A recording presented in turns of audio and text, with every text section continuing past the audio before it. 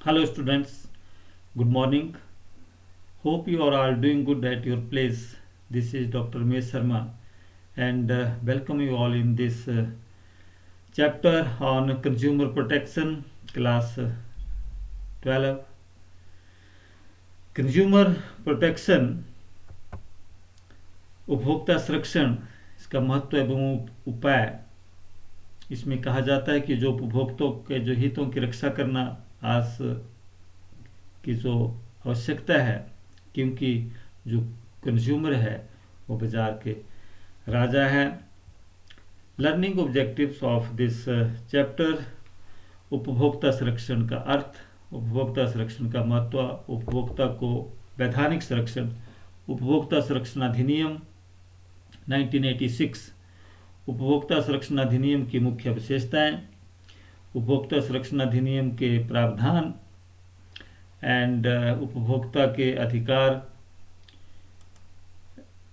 And उपभोक्ता उत्तरदायित्व, उपभोक्ता संरक्षण के उपाय एवं साधन, 3 स्तरीय न्यायिक तंत्र अथवा उपभोक्ता संरक्षण अधिनियम के अंतर्गत उपचार एजेंसीज, उपभोक्ता संगठनों तथा गैर सरकारी संगठनों की भूमिका।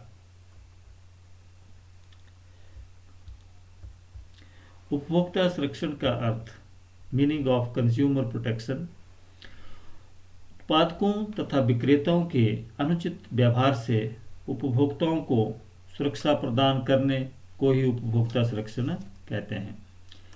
यानी कि आज उपभोक्ता को बाजार का राजा कहा जाता है, अर्थात आज उपभोक्ता सभी विपणन क्रियाओं का केंद्र बिंदु है एंड उत्पादकों का प्रयास रहता है कि वस्तुओं का उत्पादन उपभोक्ताओं की आवश्यकताओं के अनुरूप किया जाए और उपभोक्ताओं की संतुष्टि के साथ साथ उत्पादकों को यह भी प्रयास रहता है कि उनके उत्पादों की अधिक से अधिक बिक्री हो। अतः वे अपनी बिक्री बढ़ाने के लिए हर उपाय करते हैं और बिक्री वृद्धि के लिए किए जाने वाले जो उपाय हैं वो या तो ऐसे होते हैं जिनसे उत्पादक एवं उपभोक्ता दोनों का हित होता है, जैसे माल की किस्म में सुधार करना, इसमें कंज्यूमर एंड जो प्रोड्यूसर है वो दोनों का इसमें हित है। मूल्य में कमी करना, विक्रय के बाद सेवाएं उपलब्ध कराना एंड विज्ञापन। विज्ञापन कैसा, जो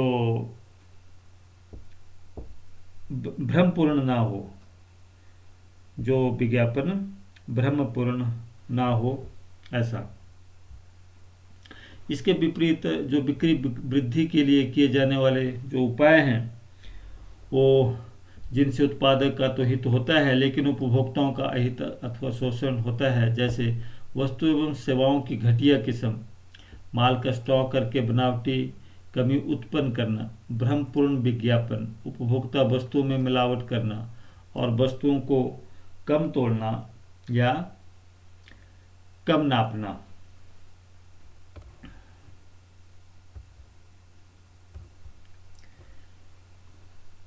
भारत में उपभोक्ता शोषण के कुछ उदाहरण हैं। Some examples of consumer exploitation in India, जैसे सूरजमुखी तेल के एक निर्माता ने एक राष्ट्रीय समाचार पत्र में दिए गए विज्ञापन में कहा कि उसका उत्पाद जो है विटामिन, मिनरल्स व प्रोटीन से भरपूर है। टेस्ट करने पर ये सभी दावे झूठ पाए गए। इस प्रकार के जो भ्रमपूर्ण जो दावे हैं वो प्रोड्यूसर्स करते हैं। नंबर 2, कई कपड़ा निर्माता अपने कपड़े पर पॉली कॉटन की मोहर लगाते हैं। यहाँ पॉली का अर्थात पॉलीनॉसिक है, ना कि पॉलिस्टर। पहला पदार्थ दूसरे से बहुत सस्ता होता है, उपभोक्ताओं को इस बात की जानकारी नहीं होती। और जैसे इंस्टेंट नूडल्स हैं, उनको तत्काल बनाने को केवल 100 ग्राम की पैकिंग में बेचा जा सकता है, जबकि कुछ निर्माताओं के जो पैक हैं वो केवल 80 ग्राम नूडल्स ही होते हैं। एंड एक महिला सरकारी अस्पताल में अपेंडिक्स के ऑपरेशन के लिए दाखिल हुई और डॉक्टर ने लापरवाही की और अपेंडिक्स की जगह गाल ब्लैडर निकाल दिया, महिला की मृत्यु हो जाती है। ऐसे these are some of the examples of consumer exploitation in India.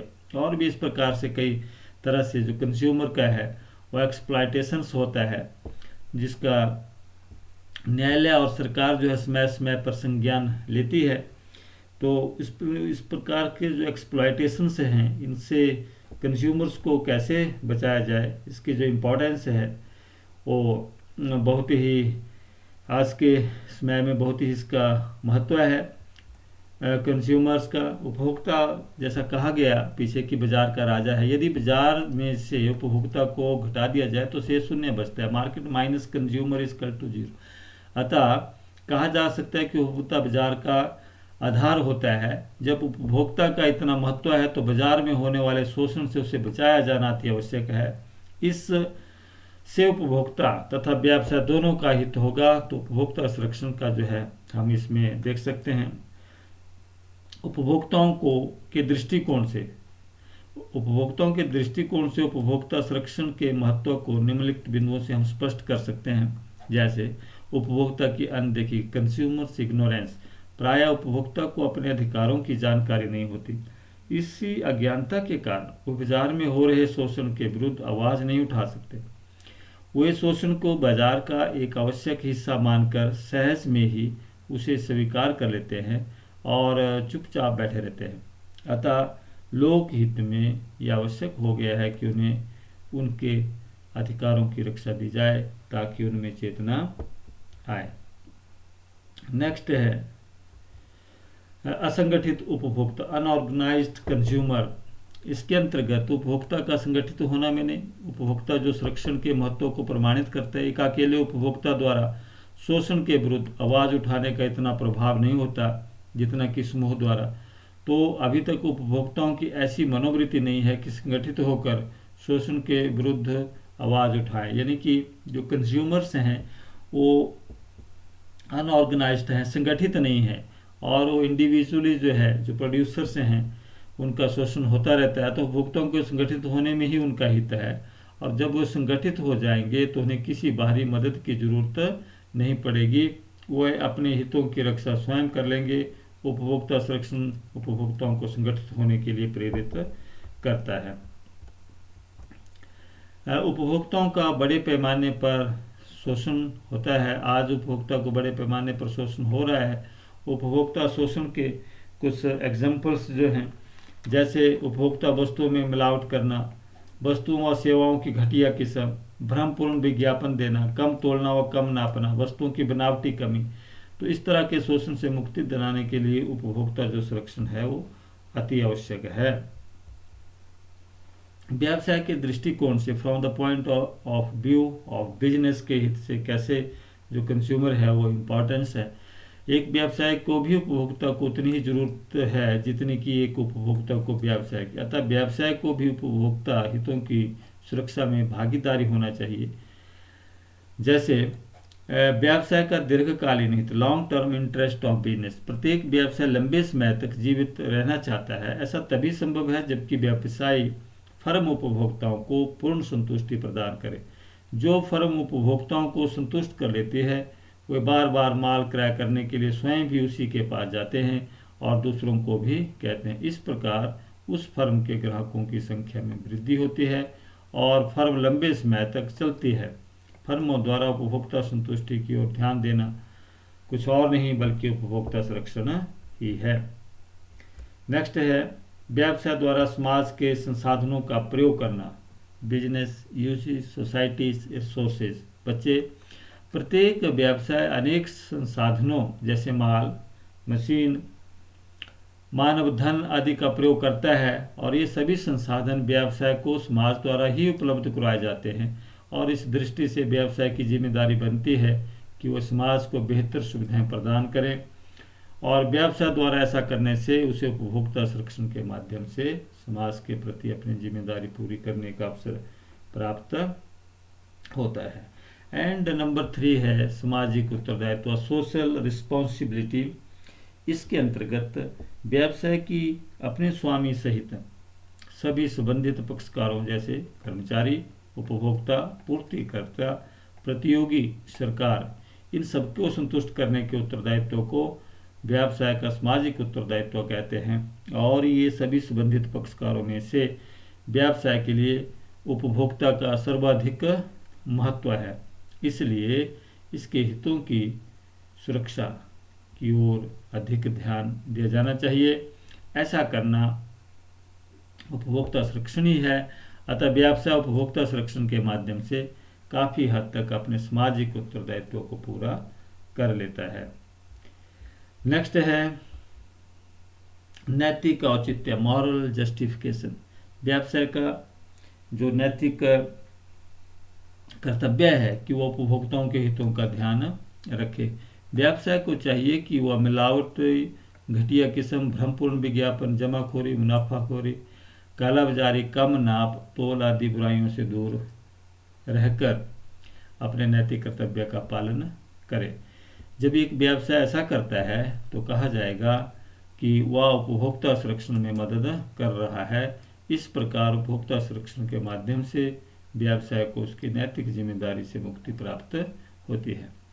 And number 5, सरकारी हस्तक्षेप, गवर्नमेंट इंटरवेंशन। व्यवसाय द्वारा उपभोक्ताओं का शोषण करना, सरकारी हस्तक्षेप को निमंत्रण देना है।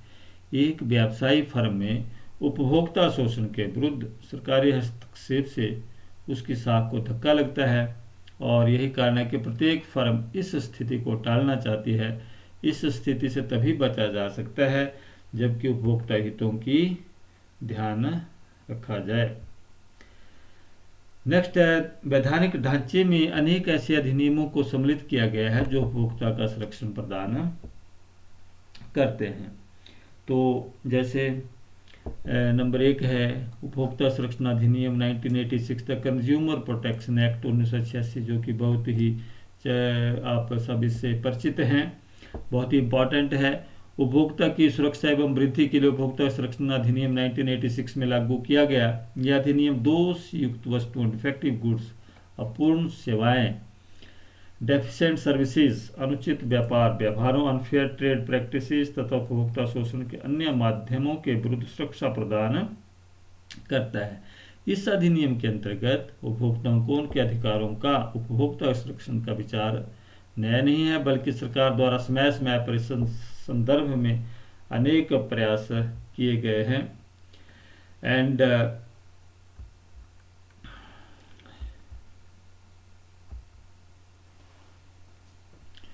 नंबर 2 है अनुबंध अधिनियम 1982। यह अधिनियम अनुबंध के पक्षकारों के दायित्व स्पष्ट करता है। यह अधिनियम उन अधिकारों की व्याख्या भी करता है जो पीड़ित पक्षकार को अनुबंध का उल्लंघन करने वाले पक्षकार के विरुद्ध प्राप्त होते हैं। एंड नंबर 3 है वस्तु बिक्री अधिनियम। यह अधिनियम खरीदी गई वस्तुओं की शर्तों के अनुसार न होने पर क्रेता को सुरक्षा प्रदान करता है। एंड नंबर 4 आवश्यक वस्तु अधिनियम 1955। इस अधिनियम के मुख्य उद्देश्य निम्नलिखित हैं: आवश्यक वस्तुओं के उत्पादन, पूर्ति एवं वितरण पर नियंत्रण, मूल्यों में वृद्धि की प्रवृत्ति पर नियंत्रण, लाभखोरी, जमाखोरी तथा कालाबाजारी, होर्डिंग एंड ब्लैक मार्केटिंग जैसी असामाजिक क्रियाओं पर ये धारा जो है नियंत्रण करती है। एंड नेक्स्ट है कृषि उत्पाद श्रेणियन एवं चिन्हित अधिनियम 1937, agriculture produce grading and marking act 1937। इस अधिनियम के अंतर्गत कृषि उत्पादों की गुणवत्ता, क्वालिटी की पहचान को सरल बनाने के प्रावधान किए गए हैं। जैसे उत्पादों को निश्चित प्रमापों के आधार पर अलग अलग श्रेणी में रखा जाता है, इसी प्रकार उत्पादों पर विशेष चिन्ह अंकित करके उनकी पहचान को भी सरल बनाया जाता है। इस अधिनियम के अंतर्गत कृषि उत्पादों की क्वालिटी को प्रदर्शित करने वाले एक चिन्ह दिया जाता है जिसे एगमार्क, एग्रीकल्चर मार्केटिंग कहते हैं। एंड नेक्स्ट नंबर 6 खाद्य मिलावट निवारण अधिनियम 1954। इस अधिनियम के अंतर्गत खाद्य वस्तुओं में मिलावट के विरुद्ध उपभोक्ताओं को सुरक्षा प्रदान करने के प्रावधान सम्मिलित हैं। एंड नंबर 7 है बाट एवं माप अधिनियम 1976। इस अधिनियम में कम तोलने व कम मापने के विरुद्ध उपभोक्ता को सुरक्षा प्रदान करने के प्रावधान सम्मिलित हैं। एंड नंबर 8 ट्रेडमार्क अधिनियम 1999। इस अधिनियम के तहत ट्रेडमार्क के गलत प्रयोग किए जाने के विरुद्ध उपभोक्ताओं को सुरक्षा प्रदान करना है। एंड नेक्स्ट है नंबर 9, दैट इज प्रतियोगिता अधिनियम 2002। यह अधिनियम एक अधिकार एवं अवरोधक व्यापारिक व्यवहार अधिनियम 1969, monopolies and restrictive trade practices act 1969 के स्थान पर बनाया गया है। यह अधिनियम व्यवसायियों द्वारा बाजार प्रतियोगिता में बाधा डालने वाली कार्यवाहियों के विरुद्ध उपभोक्ताओं को संरक्षण प्रदान करता है। एंड नंबर 10, भारतीय मानक ब्यूरो अधिनियम 1986, the bureau of Indian standard act 19। इस अधिनियम के अंतर्गत भारतीय मानक संस्थान की स्थापना की गई। इसकी जो क्रियाएं हैं, विभिन्न उत्पादों के गुणवत्ता प्रमाप क्वालिटी स्टैंडर्ड्स निर्धारित करना। जो कंपनी इन प्रमापों को पूरा करती है उसे BIS स्कीम के अंतर्गत ISI मार्क का जारी किया जाता है और यह उत्पादन के उच्च क्वालिटी के होने का प्रमाण होता है। ISI उत्पादकों के विरुद्ध उपभोक्ताओं की शिकायतों को सुनना, इसके लिए अलग से शिकायत केंद्र जो है ग्रीवेंसी सेल स्थापित किया गया है। तो बच्चे, ये था वीडियो जिसमें आपने इम्पोर्टेंस, मीनिंग एंड डेफिनेशन इसका कंज्यूमर जो प्रोटेक्शन एक्ट है इसके बारे में आपने लर्न किया। होप आपको अच्छे जो वीडियो है ये ठीक से आपको पसंद आया होगा। Do like, share and subscribe this channel. Thank you very much.